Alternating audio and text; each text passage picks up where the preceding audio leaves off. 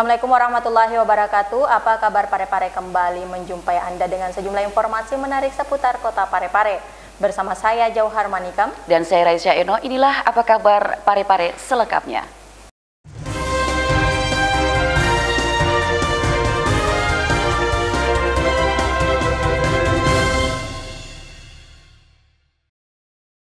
Saudara, sebagai salah satu rumah sakit rujukan yang ada di wilayah utara Sulawesi Selatan, Rumah Sakit Andi Makassau menyediakan layanan rehabilitasi medik yang melayani masyarakat setiap hari Sabtu. Dibuka pada Agustus lalu, warga yang berobat bukan hanya dari kota Parepare tetapi juga warga luar kota Parepare. Pelayanan rehabilitasi medik merupakan pelayanan kesehatan terhadap gangguan fisik atau fungsional yang diakibatkan oleh keadaan atau kondisi sakit, penyakit atau cedera melalui paduan intervensi medis, keterapian fisik, rehabilitatif untuk mencapai kemampuan fungsi yang optimal.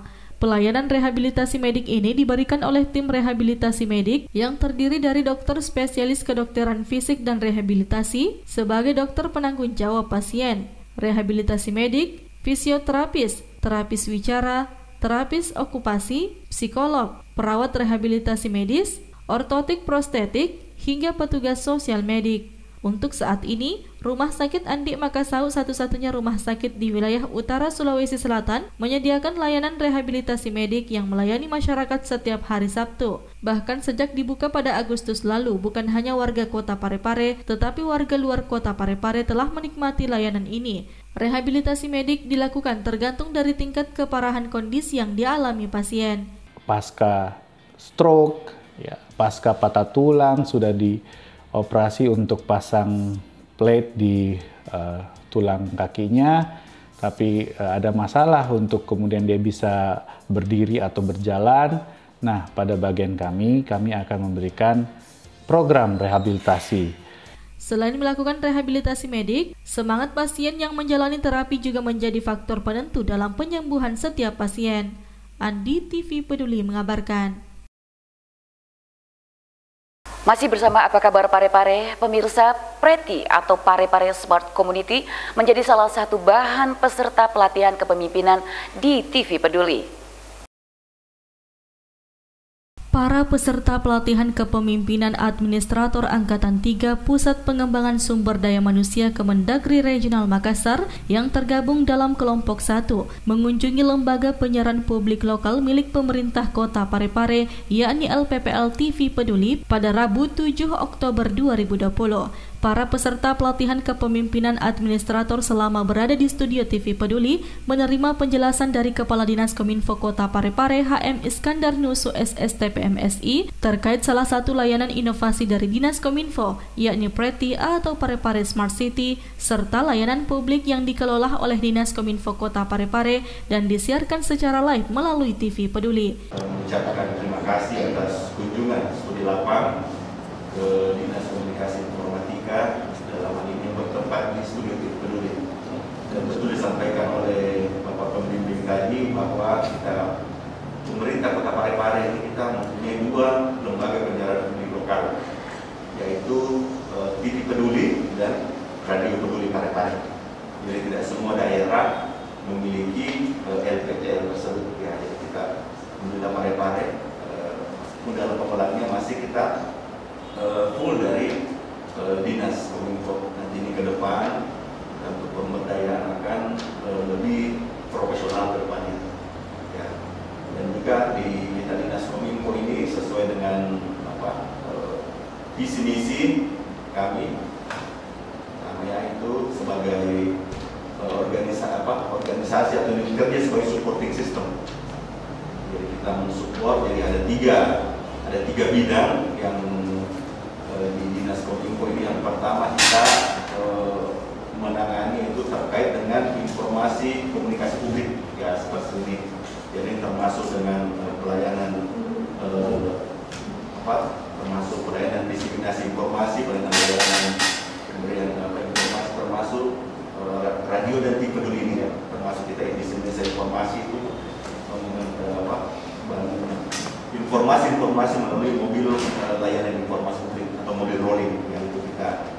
Sementara itu, pembimbing Pusdiklat Kemendagri Regional Makassar Muhammad Khaidir APSI PMSI mengatakan apa yang dilakukan oleh para peserta pelatihan ini adalah dalam rangka studi banding untuk melihat sejauh mana apa yang telah dipelajari selama diklat sesuai yang ada di lapangan. Kunjungan ke TV Peduli ini dalam rangka melaksanakan kegiatan studi lapangan kinerja organisasi daerah di Kota Parepare juga dihadiri Sekretaris Daerah Kota Parepare Haji Iwan Asaat APMSI bersama Kepala Pusat Pengembangan Sumber Daya Manusia Regional Makassar Fahsul Falah Esos MSI. Syahril Sandi, TV Peduli mengabarkan.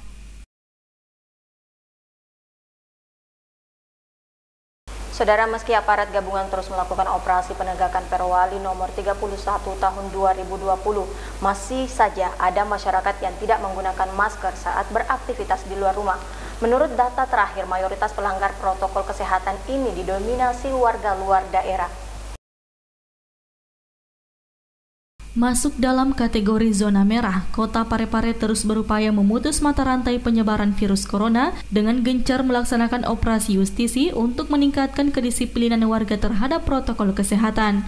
Operasi justisi di Kota Parepare terus dilakukan dengan melibatkan jajaran TNI, Polri, dan organisasi perangkat daerah lainnya, dan operasi dilakukan setiap harinya dengan sasaran pengguna jalan serta dilakukan di beberapa titik, khususnya di jalan-jalan protokol. Meski telah dilakukan setiap hari, beberapa masyarakat masih ada kedapatan yang tidak menggunakan masker saat keluar rumah. Meski demikian, pelanggar protokol kesehatan ini masih didominasi oleh pelanggar dari luar Kota Parepare. Tercatat Senin sore kemarin, dalam operasi justisi yang digelar di beberapa titik, terdapat 19 orang yang kedapatan melanggar tidak menggunakan masker. 10 diantaranya memilih untuk membayar denda administrasi, sementara 9 lainnya memilih untuk denda dengan kerja sosial. Erwin, TV Peduli mengabarkan.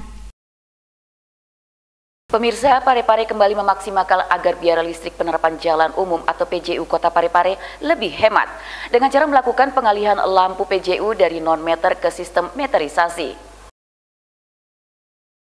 Selain berpindah penggunaan balon lampu dari merkuri ke LED, kini pemerintah Kota Parepare kembali memaksimalkan agar biaya listrik penerangan jalan umum atau PJU Kota Parepare lebih hemat dengan cara melakukan pengalihan lampu PJU dari non-meter ke sistem meterisasi. Melalui langkah tersebut dapat menghemat pembayaran lampu penerangan jalan umum 2 kali lebih hemat. Burhanuddin mengungkapkan, langkah tersebut merupakan instruksi Wali Kota Parepare Dr. HM Taufan Pawe SHMH untuk hemat anggaran. Kepala UPTD PJU Dinas PUPR Kota Parepare Burhanuddin mengatakan, sistem meterisasi lampu penerangan jalan umum ini merupakan upaya peningkatan pemeliharaan dan peningkatan jaringan yang lebih hemat.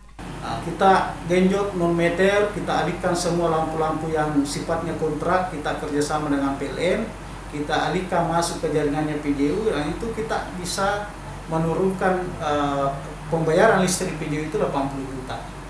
Nah, ini terus kita lakukan. Sri Ayu, TV Peduli mengabarkan. Sebanyak 37 peserta pelatihan kepemimpinan administrator Angkatan 3 dari Pusat Pengembangan Sumber Daya Manusia Kemendagri Regional Makassar berkunjung ke Kota Parepare untuk melakukan studi lapangan meninjau langsung inovasi yang ada di SKPD Kota Parepare. Kota Parepare dinilai sebagai salah satu kota yang syarat dengan inovasi, menjadi alasan tersendiri bagi peserta pelatihan kepemimpinan administrator Angkatan 3 Pusat Pengembangan Sumber Daya Manusia Kemendagri Regional Makassar untuk melaksanakan kegiatan studi lapangan kinerja organisasi daerah di Kota Parepare. Kunjungan peserta pelatihan kepemimpinan ini diterima secara resmi oleh Wakil Wali Kota Parepare Haji Pangerang Rahim, didampingi Sekretaris Daerah Kota Parepare Haji Iwan Asaat APMSI di ruang pola kantor Wali Kota Parepare pada Rabu 7 Oktober 2020. Kota Parepare merupakan salah satu kota di Provinsi Sulawesi Selatan yang menjadi daerah yang sering dikunjungi maupun hanya dilewati jika kita berada di selatan Provinsi Sulawesi Selatan menuju ke utara Sulawesi Selatan, demikian juga sebaliknya. Begitupun juga jika ingin menyeberang ke Pulau Kalimantan melalui Pelabuhan Nusantara. Kunjungan peserta pelatihan kepemimpinan administrator Angkatan 3 dari Pusat Pengembangan Sumber Daya Manusia Kemendagri Regional Makassar yang berjumlah 37 orang tersebut dipimpin langsung Kepala Pusat Pengembangan Sumber Daya Manusia Regional Makassar, Fahsul Falah Essos MSI, yang dalam sambutannya usai menyaksikan video selayang pandang Kota Parepare memberi apresiasi dan bangga terhadap Kota Parepare yang dinilainya tidak salah dalam memilih Kota Parepare sebagai tempat visitasi para peserta pelatihan kepemimpinan. Banyak hal yang dapat rekan-rekan sekalian ambil dari pemerintah Kota Parepare yang bisa di-ATM-kan nantinya di tempat Bapak Ibu sekalian. Jadi saya tidak memperpanjang mukadimah, saya kagum dengan tampilan hari ini. Terima kasih Pak Okil, Pak Ego. Selama di Kota Parepare, para peserta pelatihan kepemimpinan administrator akan mengunjungi 3 lokus, yakni Dinas Komunikasi dan Informatika Kota Parepare, Dinas Kepemudaan Olahraga dan Pariwisata, serta Dinas Pertanian, Kelautan dan Perikanan Kota Parepare. Kunjungan ini dimaksudkan untuk melaksanakan kegiatan studi lapangan kinerja organisasi daerah di Kota Parepare sebagai best practice. Syahril Sandi, TV Peduli mengabarkan. Kepolisian Resort Kota Parepare gencar melakukan pemasangan stiker ajakan menggunakan masker. Kali ini stiker bertuliskan "Ayo gunakan masker" ditempelkan di kendaraan, baik dari kendaraan dinas maupun kendaraan pribadi serta transportasi umum. Kepala Bagian Operasional Polres Parepare Kompol Muhabar menjelaskan, kegiatan ini dilakukan sebagai bentuk sosialisasi kepada masyarakat untuk selalu menerapkan protokol kesehatan, seperti melaksanakan 4M, yakni memakai masker, mencuci tangan menggunakan sabun atau hand sanitizer, menjaga jarak, dan menghindari kerumunan. Pemasangan stiker "Ayo pakai masker" dilaksanakan di Mapolres Parepare dan dilanjutkan di jalan umum dengan sasaran pengguna jalan. Ia pun berharap dengan pemasangan stiker ini dapat mengajak masyarakat untuk tetap menggunakan masker di kendaraan dan dapat menumbuhkan kesadaran masyarakat untuk selalu menggunakan masker di setiap saat, kapanpun dan dimanapun.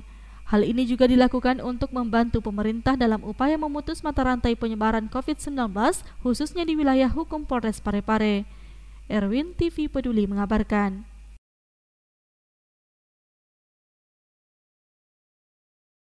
Saudara, mulai 1 Oktober kemarin PLN melakukan penurunan tarif daya listrik untuk pelanggan golongan tertentu. Kebijakan penurunan tarif ini akan berlaku hingga Desember 2020 mendatang. Sejak merebaknya wabah COVID-19 hingga sampai saat ini di Indonesia, pemerintah melalui PLN sudah mengeluarkan banyak sekali stimulus terkait listrik. 4 diantaranya yaitu pemberlakuan diskon 100% atau listrik gratis bagi pelanggan 450 volt ampere dan diskon 50% untuk pelanggan 900 volt ampere subsidi dan masih berlangsung sampai saat ini. Kedua, pembebasan ketentuan KWH minimum atau EMIN sejak Juli kemarin sampai Desember dan diskon 75% untuk bisnis dan industri yang ingin melakukan tambah daya dan yang saat ini mulai berlaku sejak 1 Oktober kemarin, yakni penurunan tarif untuk pelanggan golongan rendah sampai pada Desember 2020 mendatang. Manajer UP3 PLN Parepare yang ditemui beberapa waktu lalu memaparkan kategori tarif pelanggan mana saja yang mendapatkan penurunan tarif yang mulai berlaku di awal Oktober kemarin. Ambo Tuo mengharapkan dengan kebijakan ini, masyarakat bisa lebih terdorong untuk memanfaatkan energi listrik. Sejak pandemi COVID-19 ini mulai merebak Maret sampai saat ini, PLN itu atau pemerintah melalui PLN sudah mengeluarkan banyak sekali stimulus terkait dengan listrik. Yang pertama, kalau kita masih ingat, mungkin pemberlakuan diskon 100% alias listrik gratis bagi pelanggan 150 PA rumah tangga dan bisnis serta industri kecil yang 150 itu 100% gratis. Terus diskon 50% untuk pelanggan 900 VA subsidi. Itu sampai saat ini juga masih berlaku sampai Desember. Alhamdulillah teman-teman atau pelanggan-pelanggan yang masuk kategori itu masih menikmati listrik gratis sampai saat ini. Terus yang kedua juga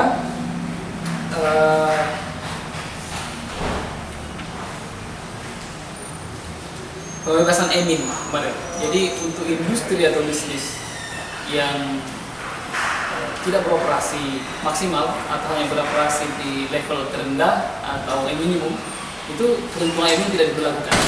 Jadi pelanggan hanya membayar sesuai pemakaiannya saja. Nah, kalau selama ini kan aturannya pakai tidak pakai akan kena emin 40 jam nyala kali daya kali tarif, maka ini juga dibebaskan sejak Juni 2019 sampai dengan Desember juga. Jadi bisnis seperti hotel, terus pabrik-pabrik atau industri yang tidak beroperasi, itu kalau dia tidak beroperasi tidak akan dikenakan biaya lagi. Tidak sama seperti dulu, kalau dia tidak beroperasi dia kena namanya fixed cost atau biaya beban atau minimum. Nah, sejak kebijakan ini berlaku itu juga tidak kena. Ini juga akan berakhir di Desember dan sampai saat ini masih berlaku. Dan itu juga stimulus yang sangat berarti bagi industri dan bisnis di seluruh Indonesia. Terus yang ketiga, sampai saat ini juga masih berlaku diskon 75% untuk bisnis dan industri sampai dengan daya 16.500 real yang ingin melakukan tambah daya. Nah, ini juga salah satu stimulus untuk merangsang industri kecil dan bisnis bagaimana meningkatkan kapasitas produksi melalui pemanfaatan listrik dengan cara memberikan diskon 75% untuk tambah daya. Terus yang terakhir kemarin yang terkait dengan penurunan tarif yang akan berlaku, sebenarnya sudah berlaku 1 Oktober sampai dengan Desember nanti. Jadi selama ini tarif adjustment itu memang tidak pernah lagi naik sejak 2017.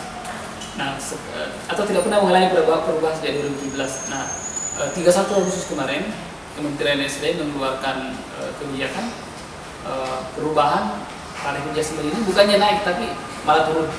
Jadi turun untuk 7 kategori tarif pelanggan. Jadi tarif pelanggan R1 1.300, R1 2.200, kemudian R1 3.500 sampai 5.500, kemudian B2 6.600 sampai 200 kVA. Kemudian tarif pemerintah atau kantor P1 itu juga turun dan lampu jalan juga. Jadi itu yang turun berdasarkan peraturan Menteri SDM kemarin tanggal 31 Agustus. Tapi berlakunya mulai 1 Oktober sampai 31 Desember. Nah, harapannya tentu saja dengan kebijakan ini masyarakat bisa lebih terdorong untuk memanfaatkan energi listrik karena memang selama ini tidak ada kenaikan tarif, yang ada malah turun. Jadi itu harapan kita. Sri Ayu, TV Peduli mengabarkan.